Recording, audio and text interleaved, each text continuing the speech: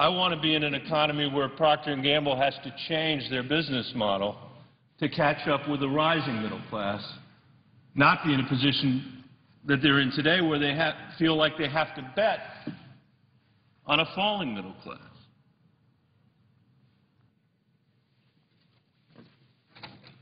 Would my colleague yield for a question? Sure. I'd be First, glad to. I want to compliment him on this outstanding speech, and I hope he sends it. If the hour is late, many of our colleagues are on their way home. I hope he'll send it to every one of our colleagues. It's superb. And it's been a joy for me to stay here and listen. The only question I wanted to ask my colleague, we talked about this last night, actually, when we had dinner. Here's another interesting fact amidst so many that my colleague has brought up. It's just a great speech. If you look at that chart from 1999 to 2007, before the recession hit, median income didn't go up. Exactly. And that is a question we're going to have to ponder, and we need great minds like his to figure out the answer. Because if you just blame the recession and think it'll come back up, it won't. So the kind of structural changes my colleague talks about are so needed if we're not going to have a continually declining middle class, even at a period of growth. Am I right about that assumption? I thank the senator from New York. You are right about that. And what you will see on another, not tonight, but another slide, is that we were already on this decline. And you know what? This is not news to people living in our states. It's not news to the people that are trying to figure out how to make ends meet week by week. This is not news to them. It's not news to the people that came to my town halls and said, we cannot afford to send our kid to the best school they got into. Or we sent our first kid to the fancy school, but we can't send our second kid there. They know what's happening to them, which is why they're so upset that we're not getting done what we ought to be getting done. And what you see on this other chart is that this decline was happening already because the economy wasn't lifting all boats, and it was widening the inequality terribly. I've got some things here tonight to talk about that. And then what the recession did was it accelerated that decline. They lost 2.3% of median family income in the recession, which is more than any of the previous recessions going back to the Great Depression. So that's how tough this is.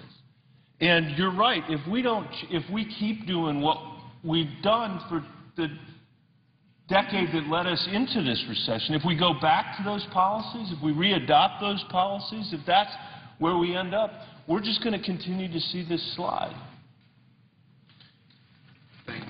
Thank you. I thank the senator from New York. This gives you a sense of the widening inequality that's happened. This is average income, different from median income. And the amazing thing is, while middle-class income has been fell throughout this 10 years, average income actually went up. Because a few people at the very top of the economy did incredibly well over this period of time, have done incredibly well. In fact, well, I can show, this is the very top, 0.1% of our earners. They went from here to up here. And then the top 1% saw an incline. But here's everybody else. This red line down here, this is 90% of the people in America. Their average income was flat. From 1967 to 2006, that's 90% of the people that live in the United States. It's hard to see how people can get ahead under circumstances like that, and it's no wonder that we got these alarming numbers this week from the Census Bureau that shows that there are 46.2 million Americans now living in poverty. That's a 46% increase since 2000. I had to look to make sure I was reading that right. Since 2000. 31 million people in poverty in 2000, 46 million people in poverty today. 22% of the children in the United States of America tonight are living in poverty. Over a fifth of the children living in the United States tonight are living in poverty.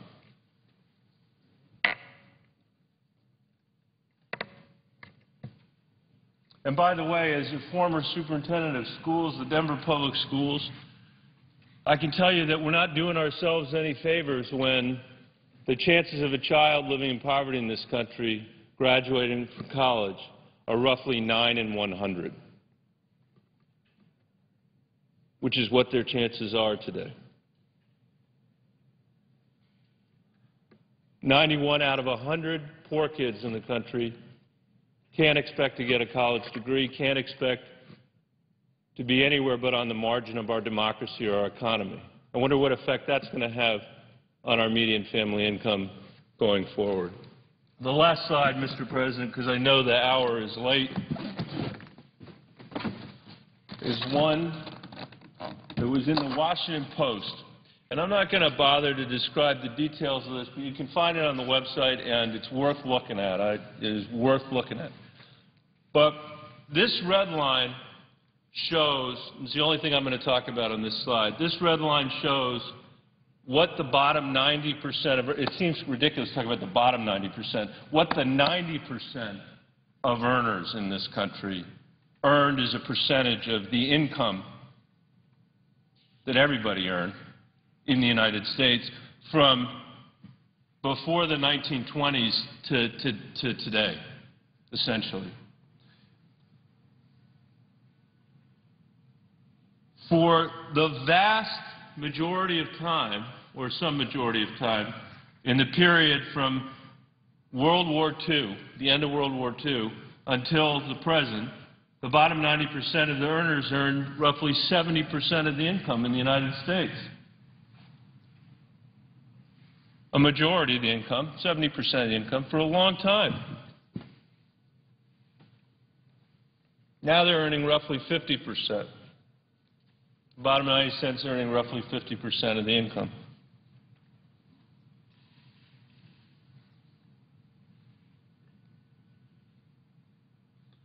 That means, by the way, that the other 10% are earning roughly 50% of the income. That's how it's distributed. It's a unique moment in the country's history, actually. Uniquely unbalanced. In fact, Mr. President, you have to go back to 1928, the year before the market crash, the year before Black Friday, the year before our financial markets collapsed and put us into the Great Depression, to find income disparity that looks like the income disparity that we face today.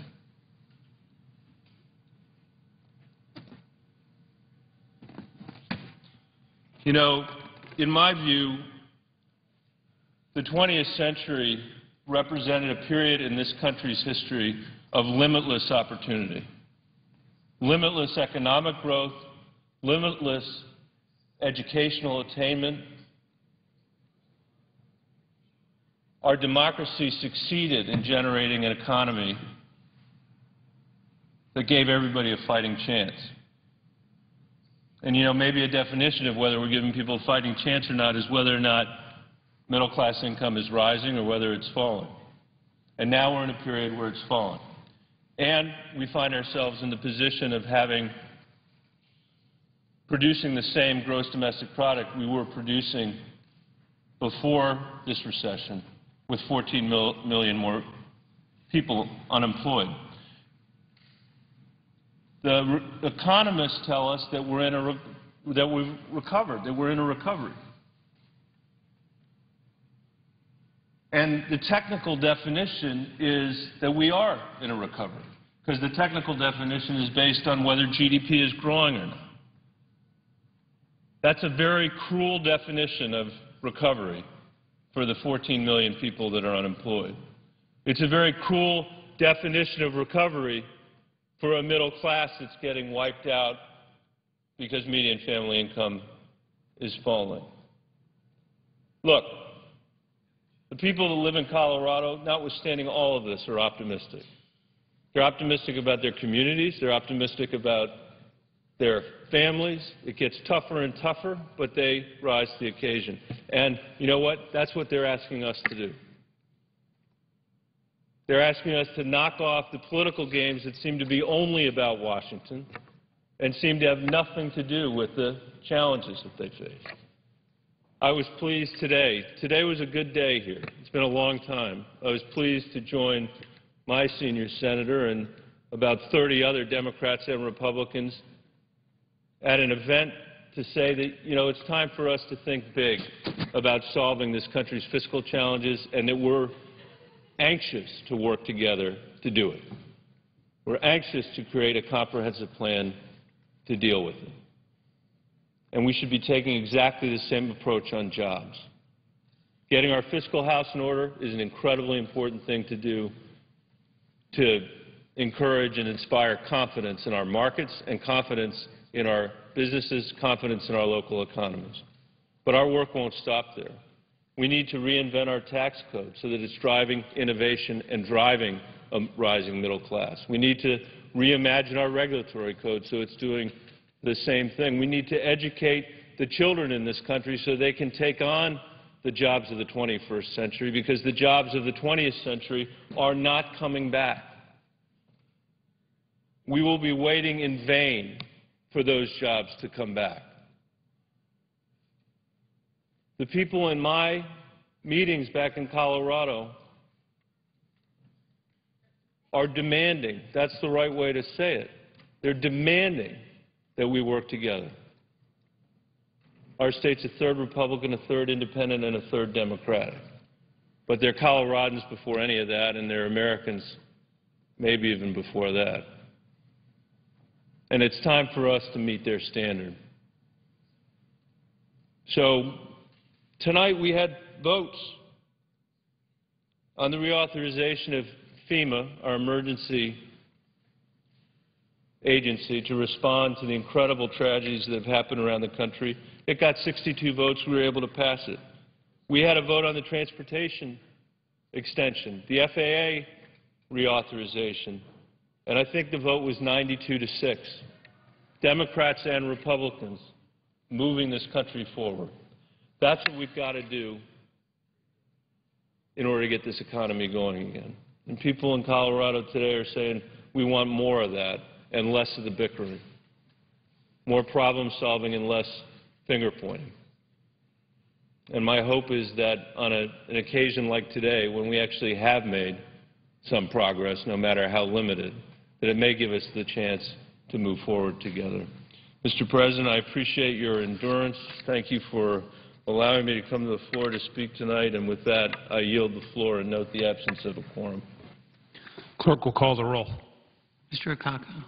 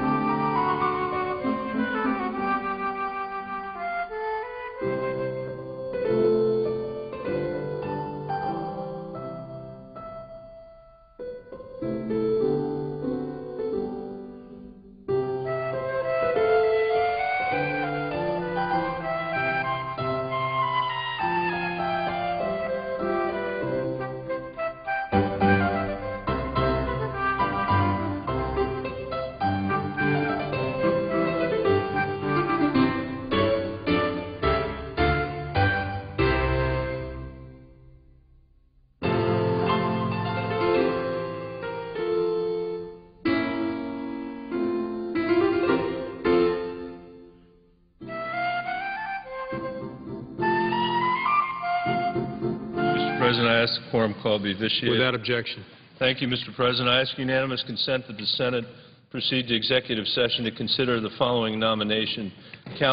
Calendar number 358, that the nomination be confirmed, the motion to reconsider be considered made and laid upon the table with no intervening action or debate, that no further motions be in order to the nomination, that any related statements be printed in the record, that the President be immediately notified of the Senate's action, and the Senate then resume legislative session. Without objection. Thank you, Mr. President. I ask unanimous consent that the Senate now proceed to the consideration of Senate Resolution 269, which was submitted earlier today. Clerk will report. Senate Resolution 269, designating the week beginning September 19, 2011 as National Historically Black Colleges and Universities Week. Without objection, the Senate will proceed to the measure. I ask unanimous consent that the resolution be agreed to, the preamble be agreed to, and that motion to reconsider be laid upon the table. Without objection. Thank you, Mr. President. I understand, Mr. President, there is a bill at the desk, and I ask for its first reading. The clerk will read the bill for the first time. H.R. 2587, an act to prohibit the National Labor Relations Board from ordering any employer to close, relocate, or transfer employment under any circumstance. I now ask for a second reading, and in order to place the bill on the calendar under the provision of Rule 14, I object to my own request. Objections heard. The bill will have its second reading on the next legislative day. Mr. President, I ask unanimous consent that when the Senate completes its business today, it adjourn until 10 a.m. on Friday, September 16th, that following the prayer and pledge, the journal proceedings be approved to date, the morning hour be deemed expired, and the time for the two leaders be reserved for their use later in the day, that following any leader remarks, the Senate be in a period of morning business, with senators permitted to speak therein for up to 10 minutes each. Without objection. There will be no roll call votes on Friday. The next roll call vote will be on Monday, September 19th at 5:30 p.m. If there is no further business to come before the Senate, I ask that it adjourn under the previous order following the remarks of Senator Whitehouse. Without objection.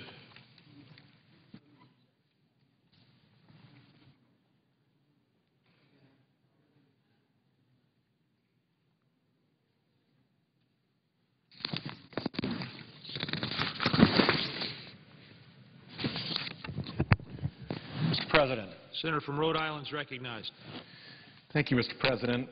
We all traveled over to the House chamber a few days ago to hear President Obama present his jobs plan, a jobs plan that I intend to support and fight for.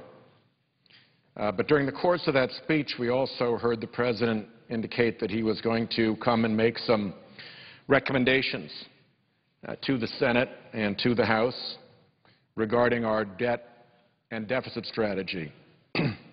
And I come to the floor today to urge the White House in dealing with our debt and our deficit issues to pursue a strategy for cost reduction in our health care system that does not rely on harmful cuts to our seniors' Medicare benefits. I cannot tell you how important this is in Rhode Island, where we have a significant senior population. Many of our seniors are low income. The average Social Security benefit is around $13,000 to $14,000. So some of the ideas that have been floated in this body, more than just floated, they've actually passed the United States Congress, the House of Representatives, would be devastating to Rhode Island seniors.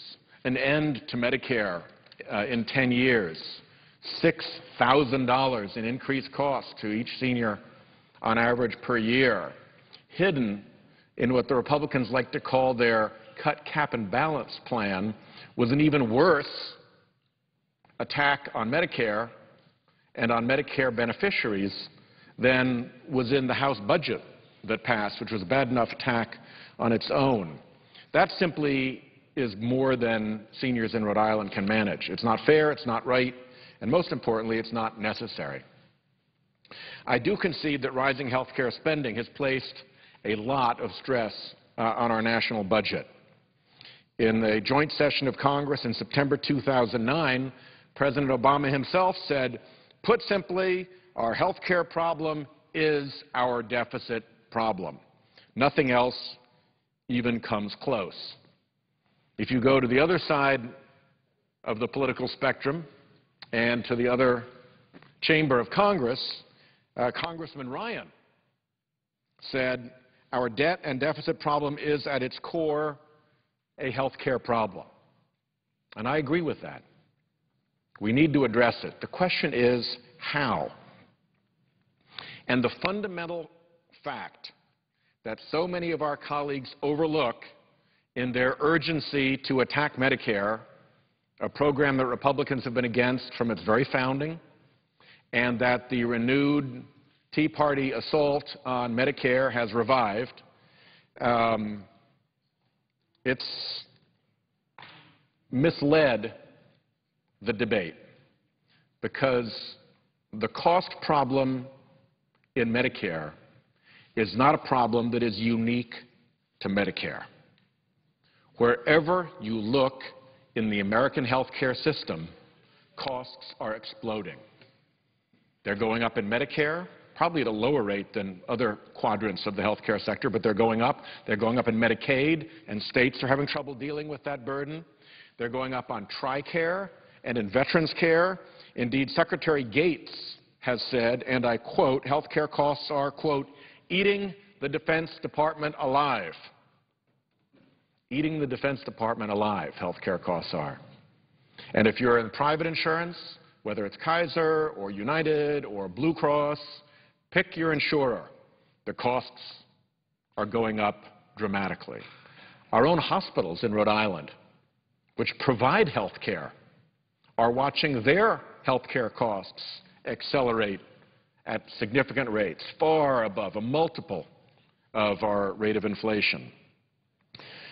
This problem of rising health care costs is creating real strain. It's not just creating strain on the federal budget. Granted, it's creating strain in the federal budget, but it's also creating incredible stress on seniors, on small business owners who can't afford health insurance for themselves or have to whittle away at the health insurance that their employees have in order to keep it affordable, or have to give it up entirely as they face the stresses of this economic downturn. And as the presiding officer from Colorado, the senior senator from Colorado knows, because his, like Rhode Island, is a small business state, when you're a small business, your employees are pretty darn close to family.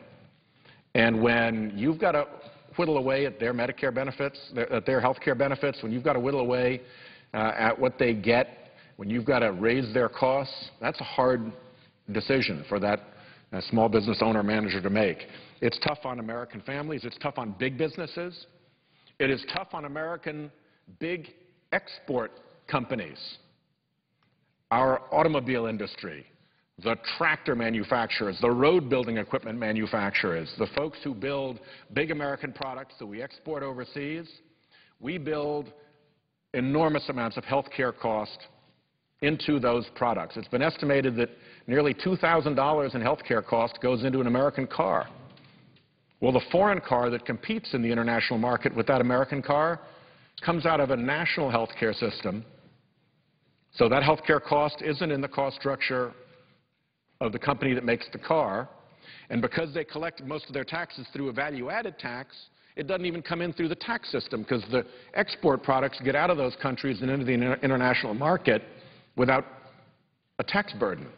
So there are products trying to compete overseas with this weight of our health care system cost on them, and it helps make America uncompetitive. So it's not just Medicare.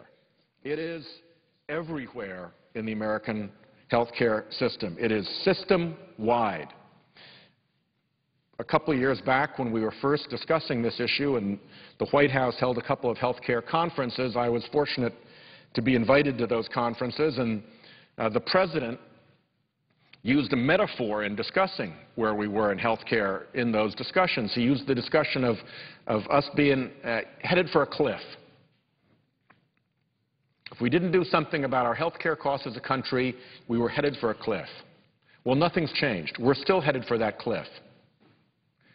And the solution that we have to find is to take the bus that we're all on and turn it before we get to the cliff.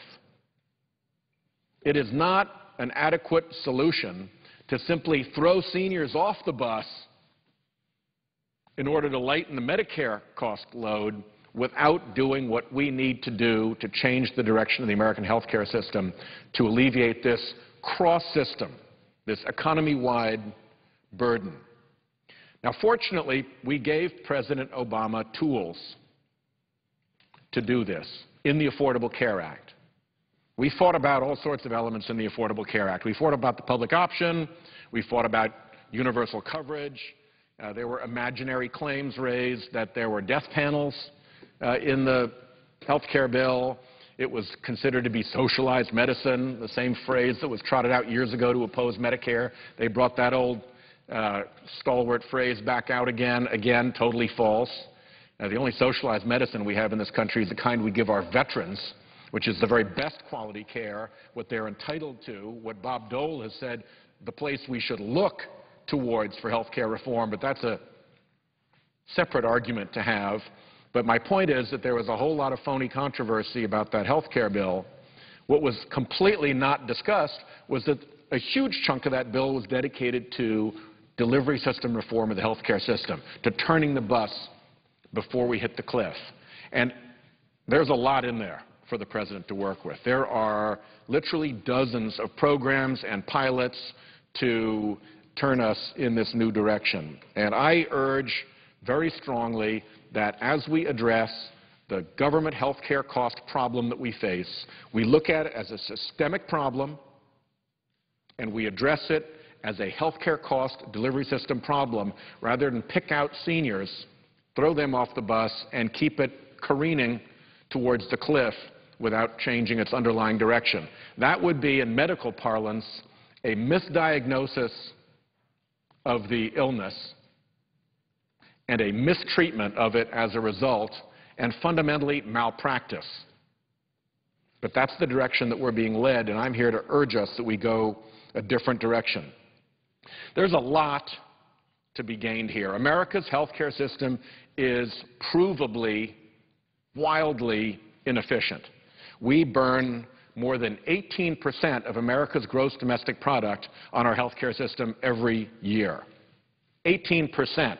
To put that into context, the next most inefficient industrialized competitor that we deal with internationally runs at around 12% of gross domestic product.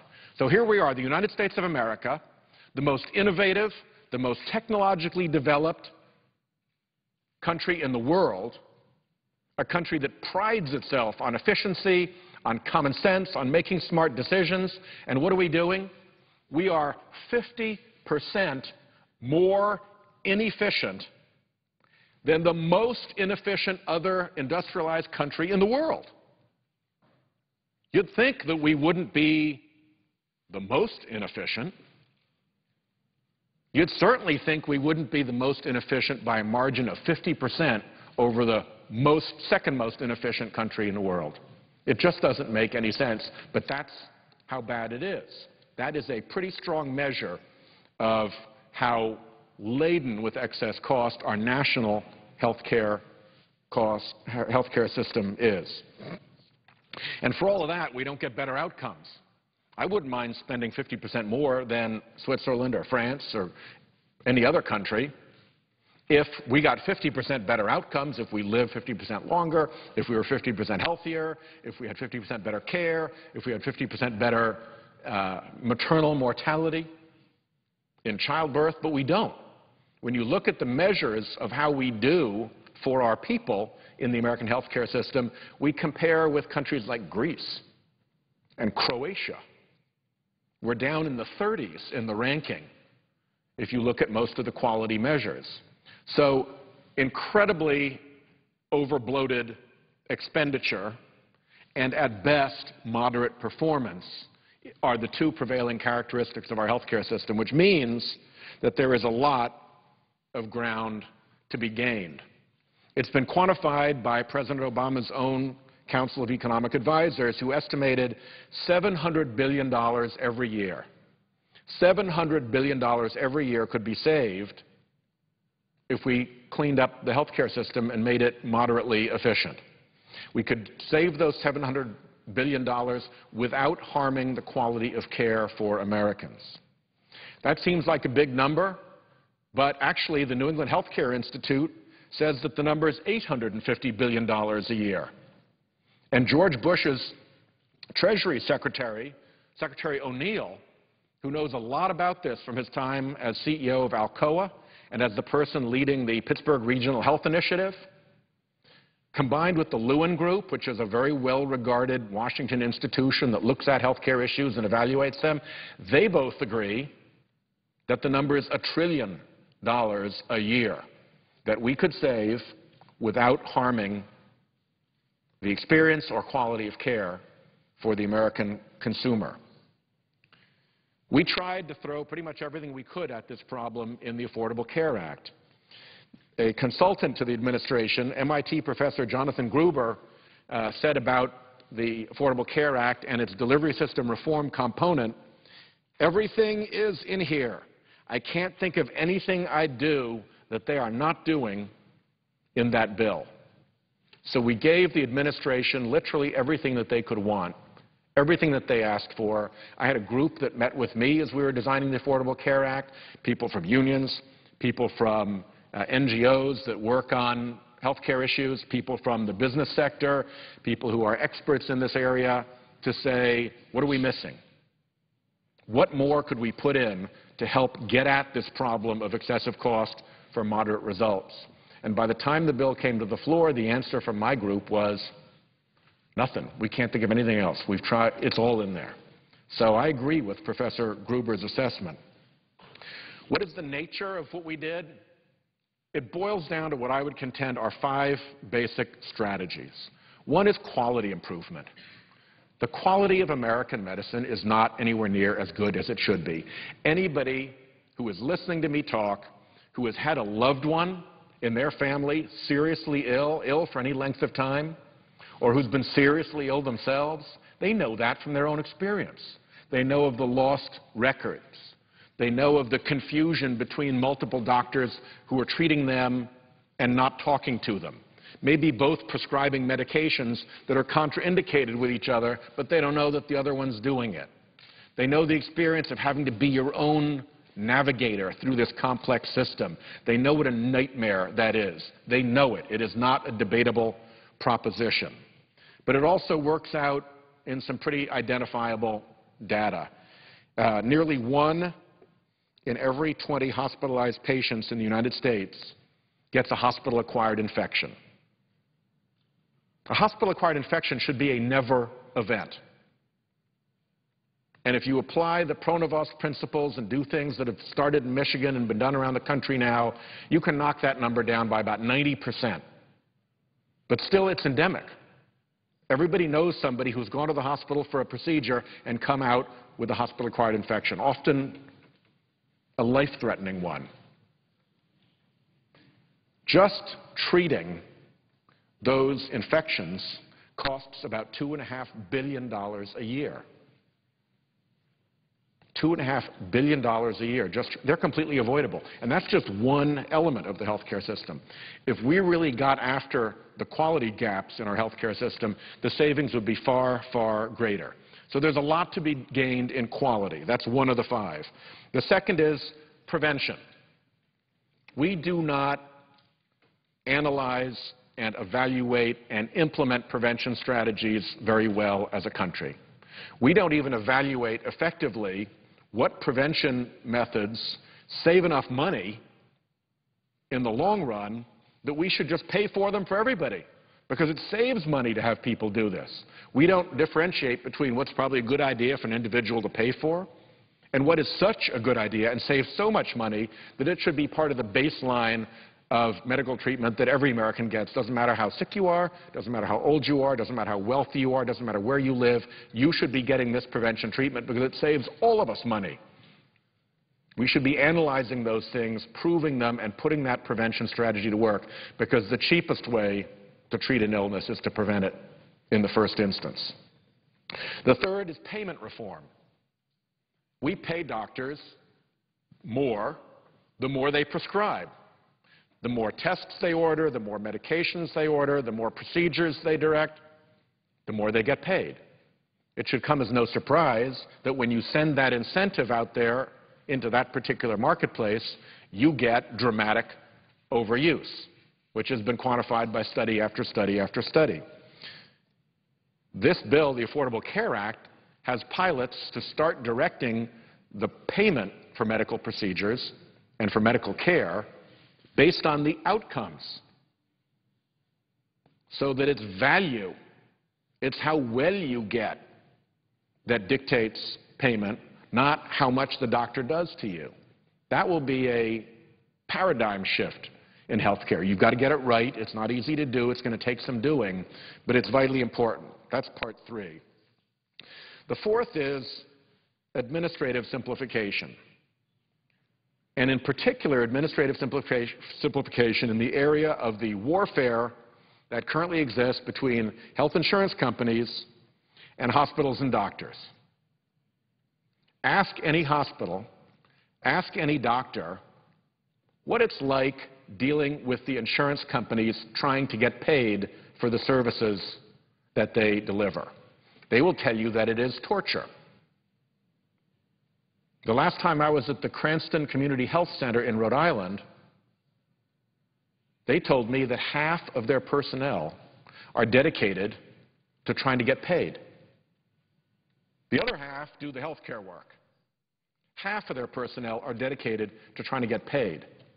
And they have a $200,000 a year contract with experts to try to help train those 50% of their personnel who are dedicated to trying to get paid in what the latest tricks are from the industry, from the insurance industry, so they can keep ahead of the game, because it's a arms race.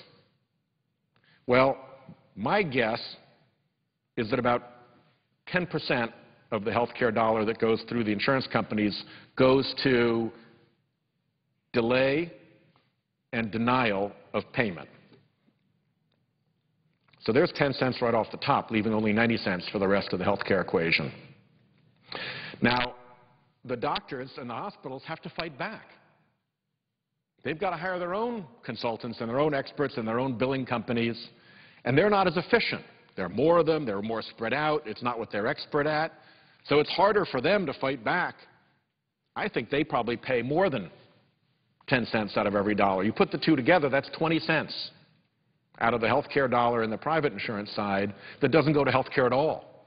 That only goes to fund the arms race between insurers and doctors over getting paid. This year, Health Affairs, Journal of Healthcare Policy, published a study that compared the administrative costs of physician practices in Ontario, Canada, and physician practices in the United States. And it found that if doctors in the United States could lower their administrative costs to match those of the Ontario physicians, the total savings would be approximately $27.6 billion a year. Now, the Ontario doctors have administrative costs, but they've got a single-payer system. It's pretty easy to deal with. The other $27.6 billion is primarily fighting with the different insurance companies who all have different claim systems about claims and billing.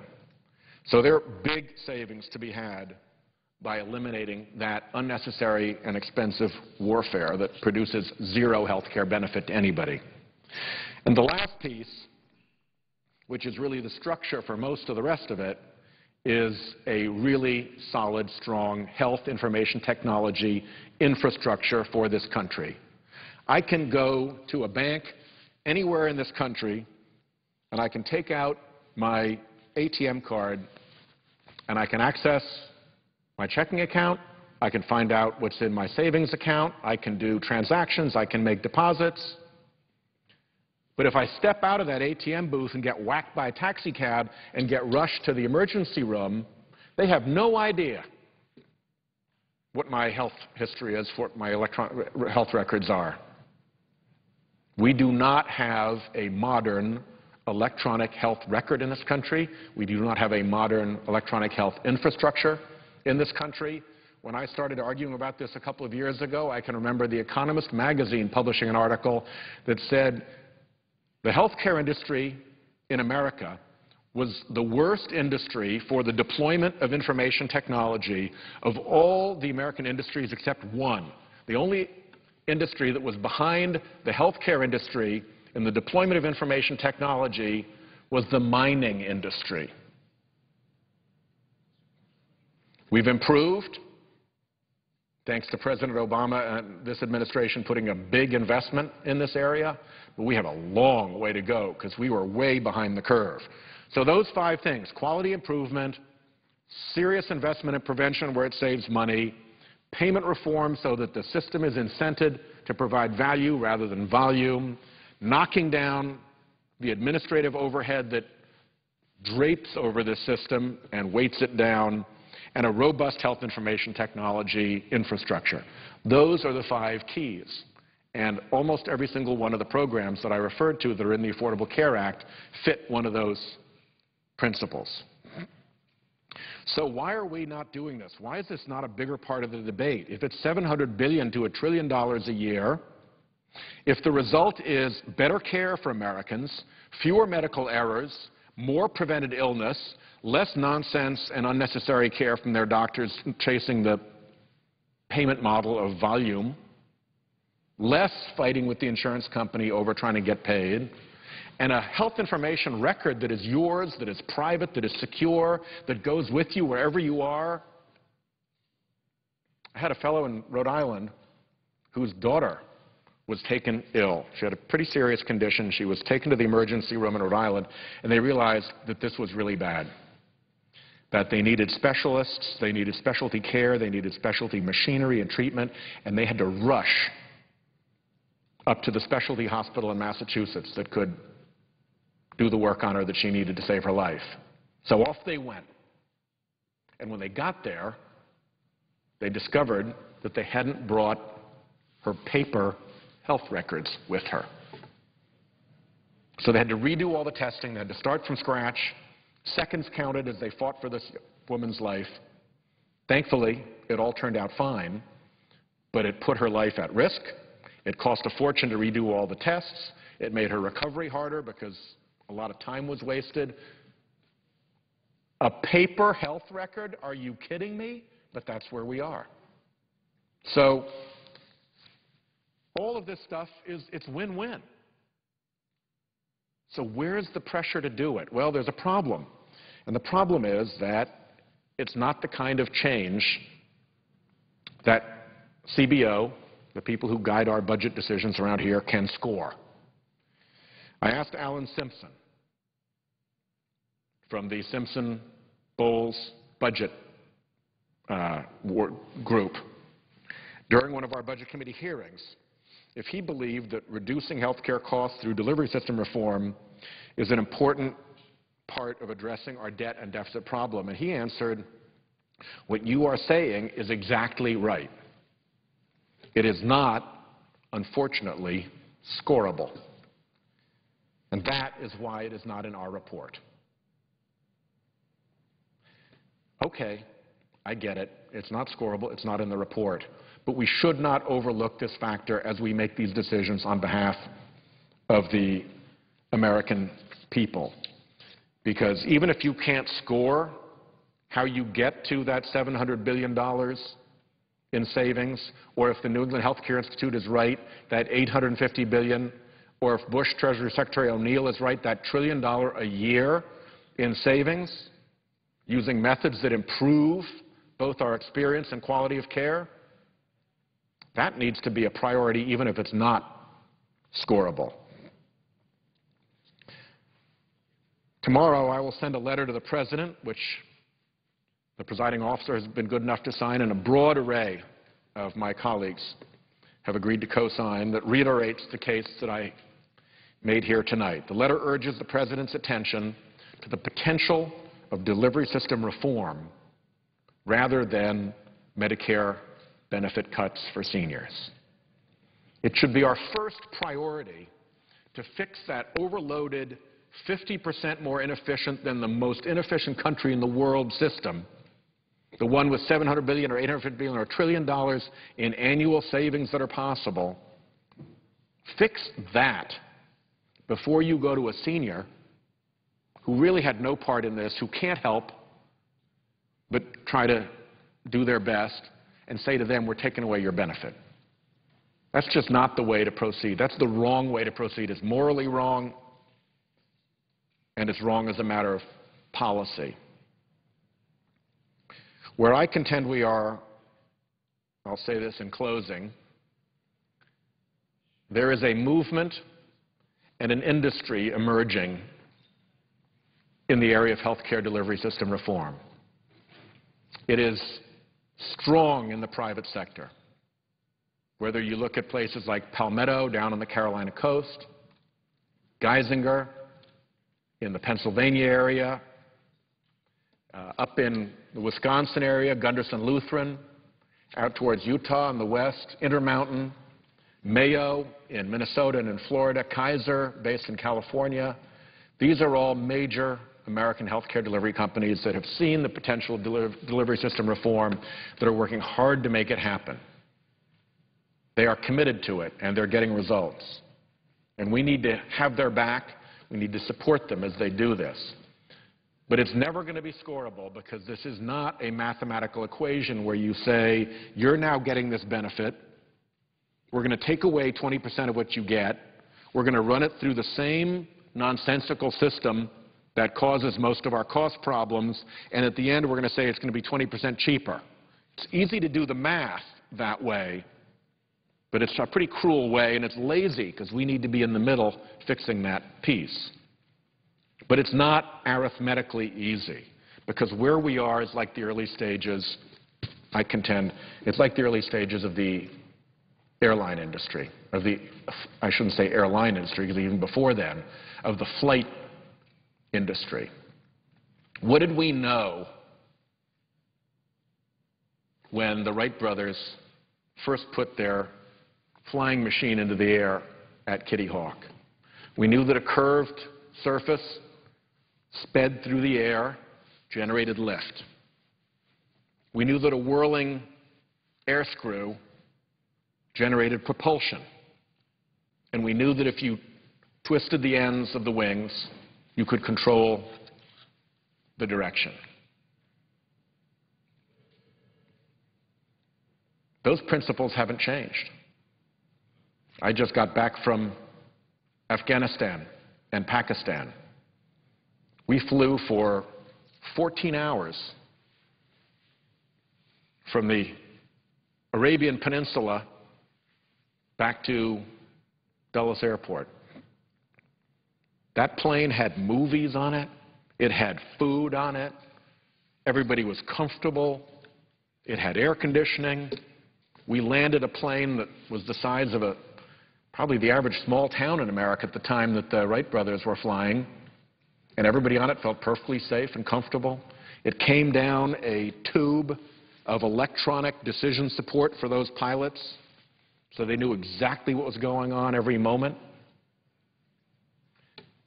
And if you went back to the Wright brothers, you could not score, in the actuarial sense, the progress that would lead us in less than a century from a rickety, wooden canvas, manned kite puffing down the beach at Kitty Hawk to these sleek, computer-guided, miraculous aircraft that fly us in comfort around the world today. You could not do it. But that didn't mean that you shouldn't bet on it. That didn't mean you shouldn't pursue it. That didn't mean that it wouldn't make a huge difference in the quality of mankind's life to be able to have that technological leap. So that's where we are. These 5 principles were a little bit beyond the Kitty Hawk stage, perhaps, but not by much. But if we invest and if we get behind this, the day will come, and it will come soon, when the quality of health care that each one of us receive, we'll look back and we'll think, what we're getting now, that was canvas and wood sticks. That was primitive. We will have personalized electronic health records. Companies will emerge to create applications so that whatever illness you have, the very best treatment will be downloaded so that you know what you should be doing and when, and it'll be adjusted for your blood type and for your family history and for your gender, if that's a factor that makes a difference, and for your body mass, whatever it is that is relevant to you getting the very best treatment as an individual, that's the kind of stuff that will be available. We'll aggregate the data about what's effective, and people who have far more brilliance than I will plow through all the data about America's healthcare experience, and they'll start learning things about what works and what doesn't, what 2 things we didn't notice are connected. We'll start to find those anomalies and those associations. And that'll open up a whole new era of discovery and treatment. And between those new applications that will guide in a personalized way health care for Americans based on their own data and based on the best available information, so that your doctor is a little bit like that pilot landing the plane out at Dulles, making their own decisions, flying the plane directly, but surrounded by that decision support that makes planes landing so safe. Your wheels aren't down, the alarms go off. You get out of the glide slope, the alarms go off. There are wind gusts on the field, the alarms go off. All of that information and more is captured so that the pilots can focus on flying the plane. That's the kind of support that our doctors can have. That's the kind of support that we can have. And those are American industries that will grow and emerge. So we really need to get behind this. I feel very strongly about this, as you can tell, and as the poor pages who've had to wait and listen to me at this late hour can tell.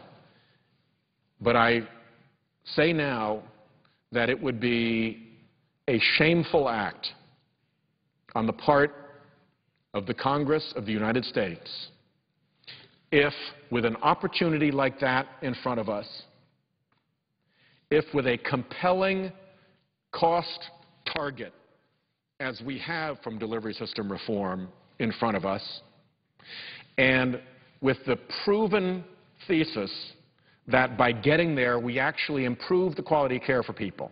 We're not taking anything away. We're making their quality and experience of care better. It is a win-win-win.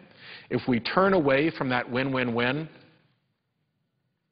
and instead take the easy, lazy way of throwing seniors off the bus and putting Medicare benefit cuts on them and let that bus just keep rocketing towards that cliff, that will be a moment that will merit the scorn of the American people and the shame of our own consciences, because we will have done the wrong thing, and we will have done it because it was the easy way out. So I urge the White House not to take that road, to instead redouble their efforts on delivery system reform, back Secretary Sebelius and what she's doing, back Don Berwick and what he is doing, and most significantly, put a hard date and dollar metric out there so that the world can evaluate how well the administration did. If this is as important as I think it is, if this is important as the administration thinks it is by the work they've already dedicated to it, then they should be willing to set for themselves a date and dollar savings target to tell the country, by this date we will save this many hundreds of billions of dollars a year through delivery system reform. If we don't, then it's murk. It's mush. There's no accountability to it. It's just generally going in the right direction. A young president many years ago had a similar opportunity. We were losing a space race to the Soviet Union. He could have said in a speech, I think it's time that we bent the curve of America's space program. I think it's time we bent the curve of America's space exploration. But he didn't. He said something much more specific. He said, within a decade, the United States of America is going to put a man on the moon and bring him home safely. If President John Fitzgerald Kennedy had given that first speech, we would never remember it, and we would never put a man on the moon. The reason we put a man on the moon is because when a president of the United States sets a hard target for the government of the United States, that vast bureaucracy moves to achieve that purpose. If the President of the United States denies that vast bureaucracy the clarity of that purpose, does not give a specific, measurable goal, then he makes that goal far less likely to achieve. So not only do I ask the White House to turn away from Medicare benefit cuts and redouble their efforts on delivery system reform, I ask them to decide how much they're going to save and by when, and let us know so that we can evaluate their success in meeting that goal. I promise them every support in reaching that goal. I thank the presiding officer for his patience. I yield the floor, and I don't think I need to note the absence of a quorum because I think the order comes into operation and we go into recess. Is that correct? Under the previous order, the Senate stands adjourned until 10 a.m. tomorrow.